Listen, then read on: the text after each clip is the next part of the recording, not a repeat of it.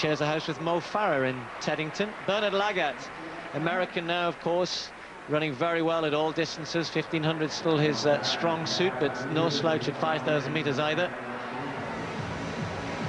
2.5 laps to go, 1,000 meters. Kipchoge back in the lead, and while you're away, Galen Bekele just went to the front briefly, picked the pace up, and then he did what he's done once or twice recently, then slows it down again.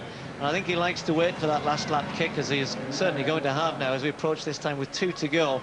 They'd have to do something extra special over the last 800 to get under 13 minutes, because there's the 11-minute mark just gone down. So unless we get something absolutely startling on the last lap, then I think we're probably heading for another 65 before we head towards that.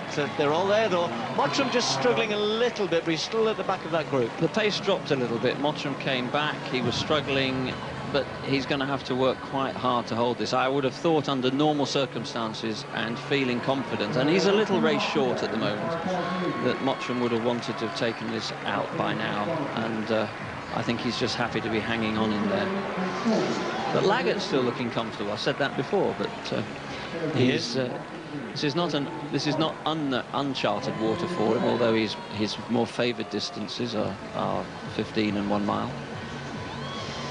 Adam Goucher a little bit further back, just a drift of he's back in 7th place. The American running very well and just trying to keep himself working towards what could be a pretty good time for him. So here he goes. The kick starts a little bit early. Chogi not really watching as Bekele comes around the outside. Ben Lemo outkicked everybody at the World Championships, of course, and he slots in behind. Lagat is there as well, and here we go. The kick is on.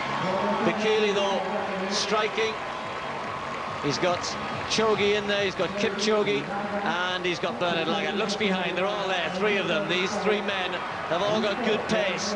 Can any of them live with Galen Bekele? He's flying down the back straight, trying to put some air between himself and the others. They're still there, and this is going to be a test of strength now, because the speed bit is gone, and unless he's got another gear to go to, I'm not sure about that. And look at this, Kipchoge and Lagat, who looks as comfortable as anybody, moving on the outside. There's the 1500-meter run, and look at the action he's got there. Bekele looks and he sees Lagat there, and here comes Lagat attacking on the outside. This is going to be a great sprint right to the line. It's going to be Lagat.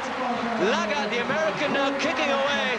Former Kenyan, 1500-meter pace. I said they'd have to go some to get under 30 minutes. 51.94 for the last lap.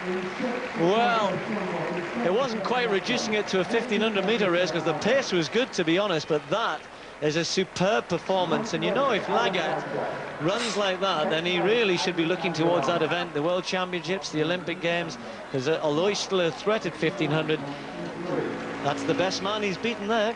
Well, speed hurts, sustained speed kills, and that is exactly what that last lap was about.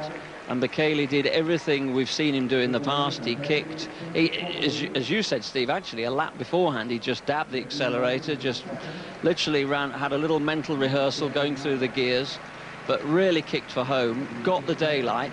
Lagat and the rest of the field were not put off.